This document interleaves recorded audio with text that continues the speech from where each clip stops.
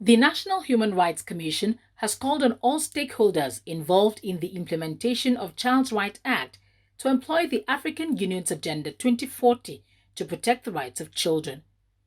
The Executive Secretary of the Commission, Mr. Tony Ojukwu, represented by Abdulrahman Yakubu, Director, Political and Civil Education Rights of the Commission, made the call at the commemoration of the Day of the African Child in Abuja. On this occasion of the DAC 2021 celebration, I therefore urge all concerned MDAs and child-focused organizations to adopt some of the following strategies. 1. Align national implementation plans of the Child Rights Act/laws with international action plans like the Agenda 2040 and the SDG agenda to ensure a more holistic and measurable implementation outcome. 2.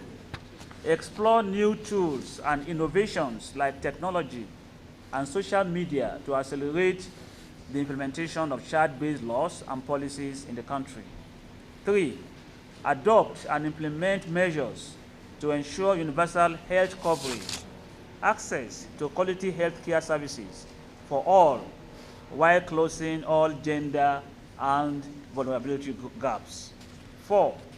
Ensure equal access to compulsory and quality education to all children, including children in rural communities, the girl child, children living with disabilities, children in conflict, and humanitarian settings, to mention just a few.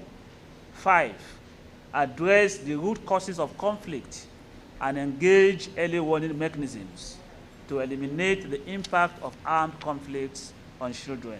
Ms. Comfort Lamte, Country Representative of UN Women, represented by Mrs. Patience Ekoba, National Program Officer, UN Women Nigeria, spoke on the importance of the day. This day provides the opportunity for us to reflect on the progress that we are making in addressing the multiple challenges that children face on a daily basis, as well as enabling us to call for actions to address these issues around rights and well-being of our children.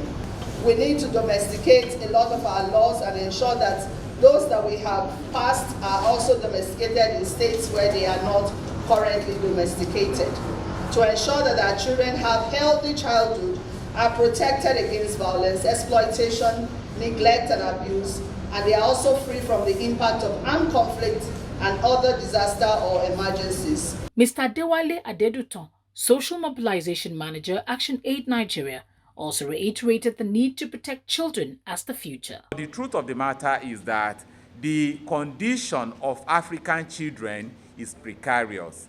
What do we have to do? We have to ensure collectively, private sector, the third sector, which is the development sector, and ministries, departments, and agencies, we have to have this tripartite consideration to ensure that the plight of African children are adequately attended to and ensuring that we create a better future for them. Children from Children's Parliament also made their views known. I would love to start off by stating aspiration 1, and it states, the African Children's Charter, as supervised by the African Children's Committee, provides an effective continental framework for advancing children's rights. And these rights, I believe, are in 4 categories. The first category is the survival category, the protection category, the developmental category, and the participatory category. So it therefore means that children have rights in these categories. Aspiration 2, an effective child-friendly national legislative policy and institutional framework is in place in all state parties, which means all policies should be friendly, which means all policies child should be friendly. Today I would like to talk to you on aspiration 3, which states that every child's birth and other vital statistics are registered, which means that every child has the right to identity and nationalism, and they should not be deprived of these rights. We talk about aspiration 5, which says every child grows up well nourished and have access to basic necessities.